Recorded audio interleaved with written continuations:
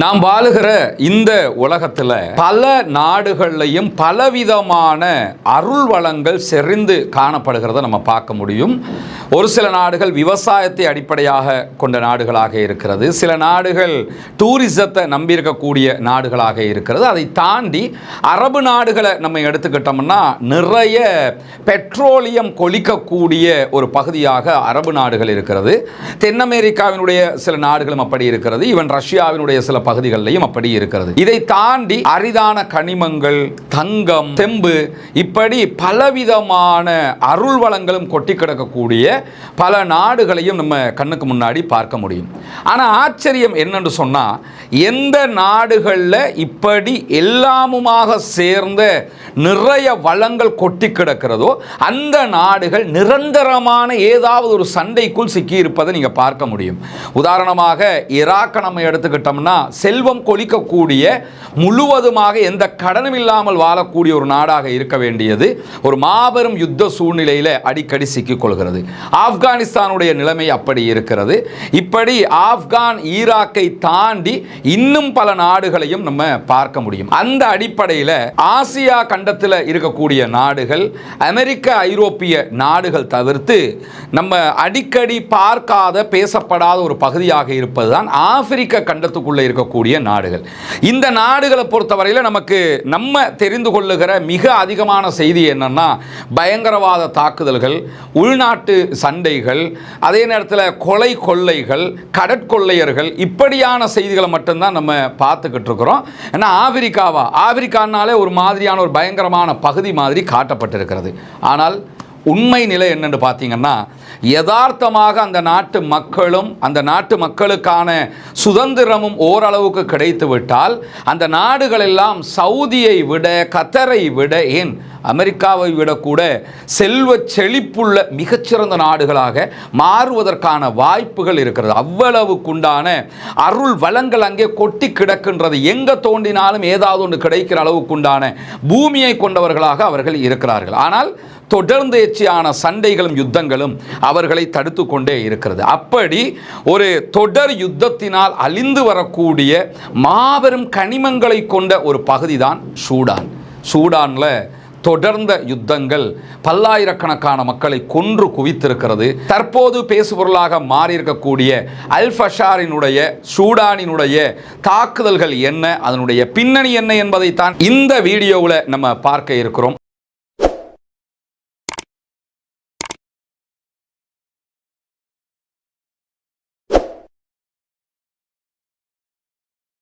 அஸ்ஸலாமு அலைக்கும் வரஹ்மத்துல்லாஹி வபரகாத்துஹு. ஏக இறைவனுடைய அமைதியும் கருணையும் நம் அனைவர் மீதும் உண்டாகட்டுமாக என்கிற பிரார்த்தனைகளோடு, சூடானில் கடந்த சில நாட்களாக உச்சகட்டமான யுத்தம் ஒன்று நடைபெற்று வருகிறது. அந்த யுத்தம் பற்றிய செய்திகளைத்தான் நிறைய சகோதரர்கள் என்ன நடக்கிறது சூடானில் என்று கேட்டுக்கொண்டே இருக்கிறார்கள். அதிலும் சூடானுடைய இந்த யுத்தத்தை பொறுத்தவரை இது இன்று நேற்று அல்ல, இதுவும் 2023களுக்கு முன்பதாகவே ஆரம்பித்த ஒரு சண்டையாக இருந்தாலும், எப்படி உக்ரைனுடைய ஒரு மாபெரும் யுத்தம் உலகத்துக்கு கொஞ்சம் குறைவான பார்வையை உண்டாக்கி இருக்கிறதோ, அதுபோன்றுதான் இந்த யுத்தமும் பார்வை குறைவை உண்டாக்கி இருக்கிறது. காரணம், காசாவில் இடம்பெற்ற ஒரு மாபெரும் யுத்தத்தை பற்றிய பார்வை உலக மக்களை அந்த பக்கமே திருப்பி வைத்துக் கொண்டிருந்தது. இந்த நிலையில தான் தற்போது சூடான்ல ஒரு மாபெரும் யுத்தம் நடைபெற்று வருகிறது.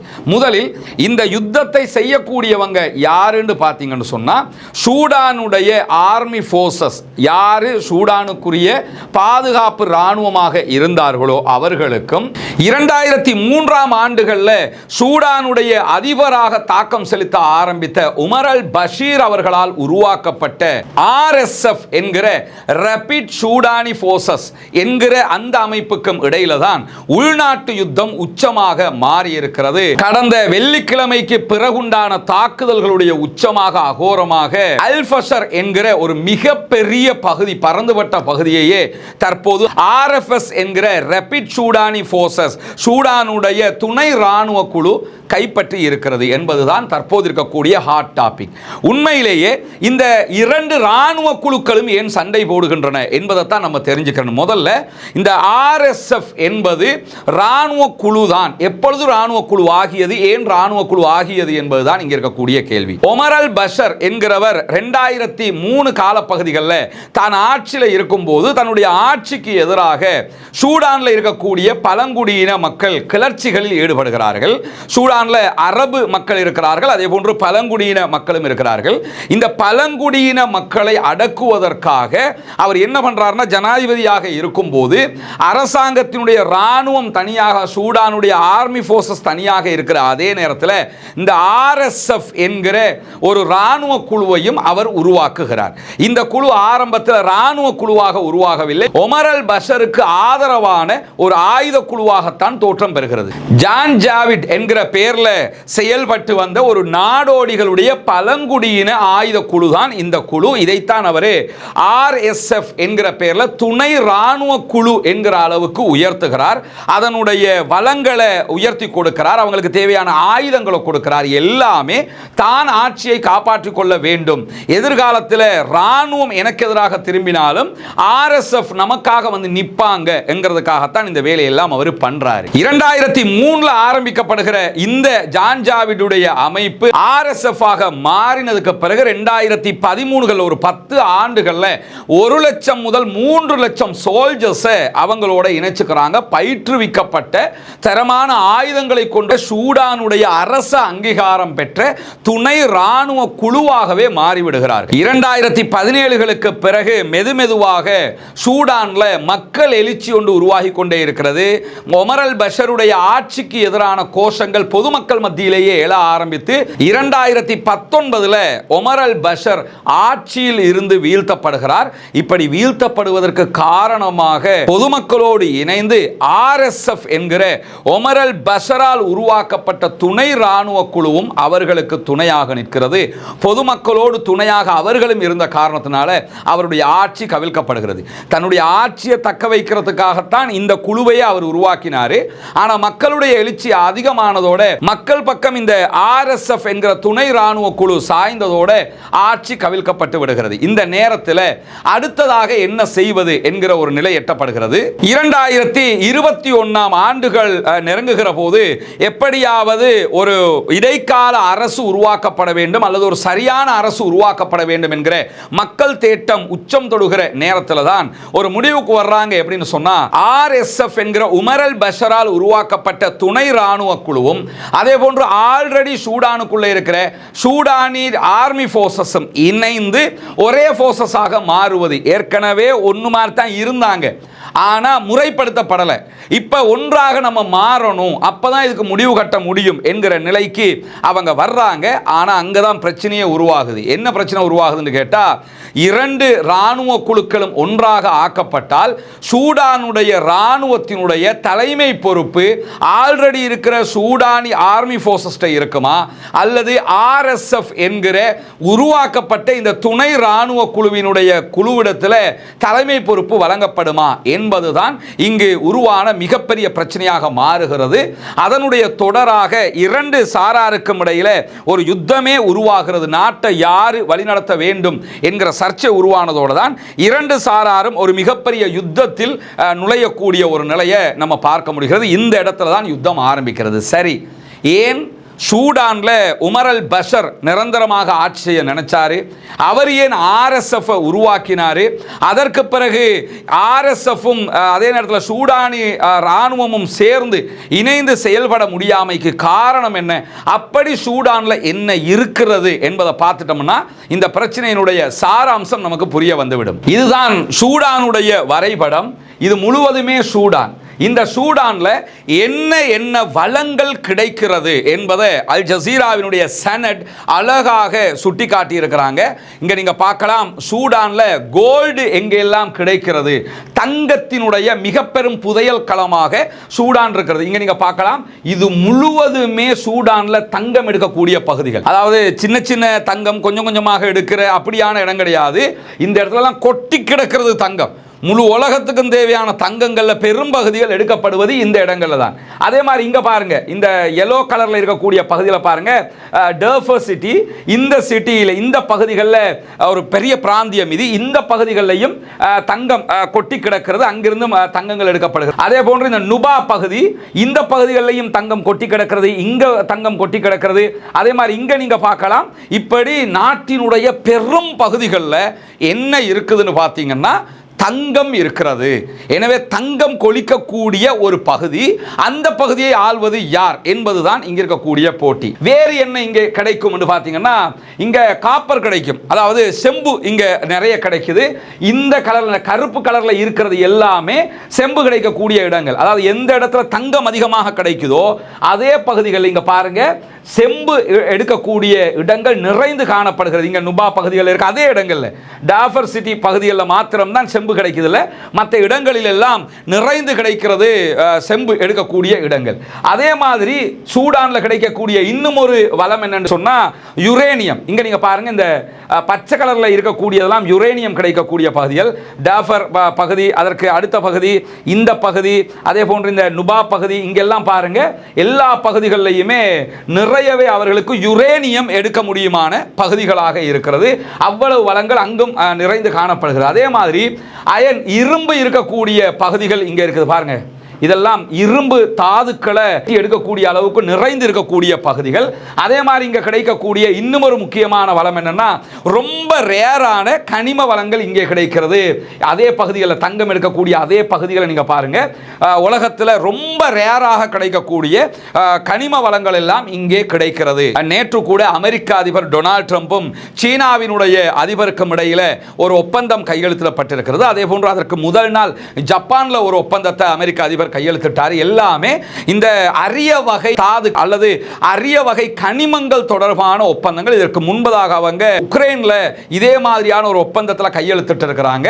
என்ன காரணம்னு சொன்னா, பெட்ரோலியத்திற்கு மாற்றாக இருக்கக்கூடிய நிறைய கனிமங்கள் இந்த பகுதிகளில் எல்லாம் கிடைக்கிறது. எதிர்காலம் அதை நோக்கி போகிறது. இப்ப டெஸ்லா வந்துட்டாங்க, BYD வந்துடுச்சு.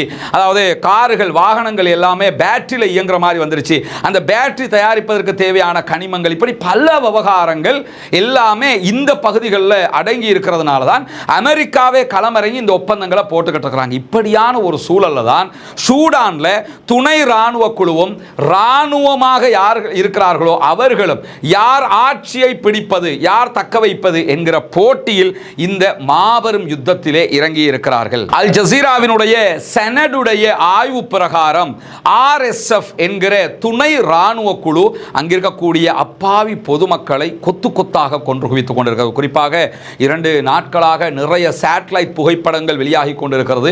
நிறைய ஆய்வு நிறுவனங்கள் அதை ஆய்வு செய்து அதற்குரிய ஆய்வு தரவுகளை வெளியிட்டுக் கொண்டிருக்கிறது. மலைகளை போன்று பொதுமக்கள் கொன்று குவிக்கப்பட்டிருக்கிறார்கள். அதனுடைய வீடியோ காட்சிகளை RSF வெளியிட்டுக் கொண்டே இருக்கிறது. பல இடங்கள் அவங்க கைப்பற்றிக்கிட்டு வர்றதுனால, ராணுவத்திட்ட இருந்து அந்த இடங்கள் வீழ்கிறதுனால, ராணுவத்தில் கண்ட்ரோலில் இருந்த பொதுமக்கள் அத்தனை பேரையுமே அவர்கள் விளையாட்டாகவும் காமெடியாகவும் ஜாலியாகவும் கொன்று குவிக்கிறார்கள் என்கிற அளவுக்கு நிலைமை மாறி சிரிச்சுக்கிட்டே சுட்டுக் கொள்றாங்க என்கிற நிலைமைக்கு RSF உடைய அந்த கொடூரங்கள் உச்சம் தொட்டு கொண்டிருக்கிறது. இன்னும் ஒரு நெத்தன்யாகுவை சூடான்ல பார்க்கிற அளவுக்கு இந்த அழிவுகள் உச்சம் தொட்டு கொண்டிருப்பதை நம்ம பார்க்க முடியும். இங்க நீங்க பார்த்தீங்கன்னு சொல்லி சொன்னா, இதுதான் தற்போது இருக்கக்கூடிய அல் ஃபஷருடைய வரைபடமாக இருக்கிறது. இந்த அல் ஃபஷர் பகுதிகளை தற்போது துணை ராணுவ குழு RSF கைப்பற்றி இருக்கிறார்கள்.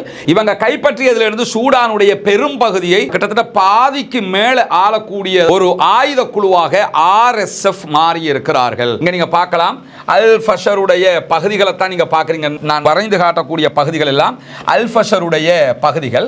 இதே நேரத்தில் இதுல மேலே இருக்கக்கூடிய இந்த பகுதியை நீங்க கவனிச்சீங்க, இந்த பகுதியில் கட்டிடங்கள் அது மாதிரி காட்சிகள் இருப்பதை நீங்க பார்க்க முடியும். அதே பகுதியை நீங்க இங்க பார்க்கலாம், எங்கேயுமே கட்டிடங்களோ எதுவோ இருப்பதை நீங்கள் கவனிக்க முடியாது. ஏன்னா எல்லாமே அழிக்கப்பட்டிருக்கு. குறிப்பாக இங்க வட்டம் போட்டு நான் காட்டக்கூடிய இந்த பகுதிகளாக அடையாளம் காணப்பட்டிருப்பதெல்லாம் பிணக்குவியல்களாக இருக்கலாம் என்கிற அச்சம் உருவாகி இருக்கிறது. அல் ஜசீராவினுடைய உண்மை சரிபார்ப்பு குழுவாக இருக்கக்கூடிய சனது கூட இந்த செய்திகளை ஒப்புவிப்பதை நம்ம பார்க்க முடிகிறது. இப்படி மனிதர்களை கொத்து கொத்தாக கொன்று குவிக்கக்கூடிய நிலைக்கு அல் ஃபஷருடைய வீழ்ச்சி உருவாகி இருக்கிறது. அல் ஃபஷரை முழுவதுமாக ராணுவம் தான் கையில் வச்சிருந்தாங்க. இப்ப இந்த துணை ராணுவ குழு என்கிற ஆயுத குழு கையிலே எடுத்திருக்கிறார்கள். இதனால ஷாட் அதே போன்று லிபியா தெற்கு சூடானுடைய எல்லைகளில் அமைந்திருக்கக்கூடிய ஒரு பரந்துபட்ட பிராந்தியத்தை முழுவதுமாக RSF என்கிற துணை ராணுவ குழு என்கிற பெயரில் செயல்படக்கூடிய இந்த ஆயுத குழு கண்ட்ரோல் பண்ணுகிற ஒரு நிலைக்கு தள்ளப்பட்டிருக்கிறது. குறிப்பாக சூடானுடைய தங்கத்தினுடைய பெரும் பகுதிகள் இருக்கக்கூடிய டாபர் பிராந்திய பகுதிகளும் RSF உடைய கண்ட்ரோலுக்கு வந்திருக்கின்றன. எனவே சூடானுடைய வளம் எங்கு அதிகமாக கிடைக்குதோ அந்த பகுதிகளை எல்லாம் இந்த குழுக்கள் கைப்பற்றி இருக்கக்கூடிய நேரத்தில் தான் புதன்கிழமை வரைக்கும் 2000க்கு மேற்பட்டவர்கள் 3-4 நாட்களுக்குள்ளாக கொல்லப்பட்டிருக்கிறார்கள் சூடானுடைய பகுதிகளில் இந்த RSF என்கிற ஆயுத குழுவினால். அது மட்டுமல்லாமல் இது தொடர்பாக சூடானுடைய மருத்துவர்களுடைய வலையமைப்பு வெளியிட்டிருக்கக்கூடிய தகவல்களில் சுமார் 1500 பேர் ஒரே நேரத்தில் கொல்லப்பட்டிருக்கலாம் என்கிற செய்திகளையும் அவங்க சொல்லி இருக்கிறத நம்ம பார்க்க முடியும். இப்படி தொடர்ந்து சூடானுடைய பல பகுதிகளையும் மின்னல் வேகத்தில் RSF என்கிற துணை ராணுவ குழு என்கிற பெயரில் செயல்படக்கூடிய ஆயுத குழு கைப்பற்றிக்கிட்டே வர்றாங்க என்கிற செய்திகளுக்கு மத்தியில தான் அடுத்ததாக சூடானுடைய ஆர்மி போர்சஸ் கையில் இருக்கக்கூடிய பரா அல் உபைத் என்கிற ஒரு பகுதி, இந்த பகுதியையும் கைப்பற்றுவதற்கான முனைப்பிலே இந்த துணை ராணுவ குழு செயல்பட்டு வருகிறது. இப்படியான நிலையில இந்த யுத்தத்தை நிறுத்துவதற்காக சவுதி அரேபியாவினுடைய தலைமையில் ஒரு பேச்சுவார்த்தை நடத்தப்பட்டது. அது தோல்வி அடைந்தது. அமெரிக்கா ஆப்பிரிக்க ஒன்றியத்தினுடைய பல நாடுகளும் பேச்சுவார்த்தைகளில் முனைப்புகள் எடுத்தாலும் அந்த பேச்சுவார்த்தைகள் அன்சக்சஸ், வெற்றி அடையவில்லை என்கிற நிலையில் ஓரிரு வாரங்களுக்கு முன்பதாக ஆரம்பிக்கப்பட்ட இன்னும் ஒரு பேச்சுவார்த்தை கடந்த வாரம் அமெரிக்காவில் ஒரு மறைமுக பேச்சுவார்த்தையாக இந்த இரண்டு, அதாவது சூடானுடைய இராணுவத்திற்கும் அங்கே இருக்கக்கூடிய ஆயுத குழுவுக்கும் இடையில் நடத்தப்பட்டது. அந்த பேச்சுவார்த்தைகளில் ஒரு சில நிலைகள் எட்டப்பட்டாலும் தற்போது அல் ஃபஷர் நகரத்தை இராணுவம் இழந்திருக்கிறது. RSF கைப்பற்றி இருக்கிற காரணத்தினால மீண்டும் அந்த பேச்சுவார்த்தைகள் தோல்வி அடையலாம் என்கிற நிலையில தான் அமெரிக்கா, சவுதி அரேபியா, ஈஜிப்ட் அதே போன்று UAE ஆகிய நாடுகள் இணைந்து எப்படியாவது சமாதானத்தை கொண்டு வர வேண்டும் என்று முயற்சிப்பதான செய்திகள் வெளியாகி இருந்தாலும் இதற்குள்ளாக துணை ராணுவ குழுவுக்கு அதிகமான ஆயுதங்கள் சில அரபு நாடுகளாலும் கொடுக்கப்படுகிறது என்கிற செய்திகளும் இல்லாமல் இல்லை. எது எப்படி போனாலும் கொல்லப்படுவது அப்பாவி பொதுமக்களாக இருக்கிறார்கள். பொதுமக்களுக்கான நிம்மதியற்ற ஒரு நிலை சூடானிலே ஏற்பட்டிருக்கிறது. செல்வ கொழிப்புகளோடு இருக்கக்கூடிய, முழுவதுமாக சவுதிக்கு நிகராக வளங்களோடு இருக்க வேண்டிய ஒரு பகுதி சாப்பிட வழி இல்லாமல், உண்பதற்கு உணவுகள் இல்லாமல், எந்த விதமான மருத்துவ வசதிகளும் இல்லாமல் தட்டு தடுமாறி வறுமையின் உச்சத்தில் இருக்கிறது. காரணம், இருக்கிற வளத்தை ஒற்றுமையாக பகிர்ந்து கொள்வதற்கோ ஆட்சியாளர்களை சரியாக தீர்மானிப்பதற்கோ அந்த மக்கள் முறைப்படுத்தப்பட்ட ஒரு முறைக்கு உள்ளாக்கப்படாமையும், அதே நேரத்தில் சர்வதேச அளவில் இருக்கக்கூடிய ஆட்சி பரம்பலில் இருக்கிற ஆட்சியை, அதிகாரத்தை தம்மிடமே வைத்துக் கொள்ள வேண்டும் என்று நினைக்கக்கூடிய அதிகார வர்க்கத்தினுடைய ஆயுத திணிப்புகளும் அவர்களுக்கு தேவையான தங்கத்தின் மோகமும் அங்கிருக்கக்கூடிய வளங்களுடைய மோகமும் தான் இந்த சண்டைக்கு இப்படியான ஒரு காரணத்தையும் உருவாக்கி வைத்திருக்கிறது. 2-3 ஆண்டுகளாக நடைபெற்று வரக்கூடிய இந்த சண்டையில் 40,000க்கு மேற்பட்டவர்கள் கொல்லப்பட்டிருக்கிறார்கள் என்கிற கவலைக்குரிய நிலையும் தோற்றம் பெற்றிருக்கிறது. எனவே உலகம் அமைதி பெற வேண்டும். அவரவருடைய பகுதிகள் நிம்மதியாக ஆளுகிற வளங்களை சரியாக பயன்படுத்துகிற முறைமைகள் கொண்டு வரப்பட வேண்டும். அப்படியான நிலைகள் தோற்றம் பெறுகிற போது கண்டிப்பாக நிம்மதி, அன்பு ஊற்று பெருக்கெடுக்கும் என்பதுதான் யதார்த்தமானது. அதை நோக்கிய பயணிப்போமாக. சூடானிலும் நிம்மதி திரும்ப வேண்டும் என்கிற பிரார்த்தனைகளோடு முடித்துக் கொள்கிறேன். வாஹிரு தஅவானா அல்ஹம்துலில்லாஹி ரப்பில் ஆலமீன்.